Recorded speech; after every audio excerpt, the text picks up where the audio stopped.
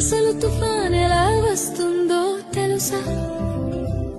సముద్రం మొదట ప్రశాంతంగా ఉంటుంది, అలలు మెల్లగా తాకుతూ ఉంటాయి.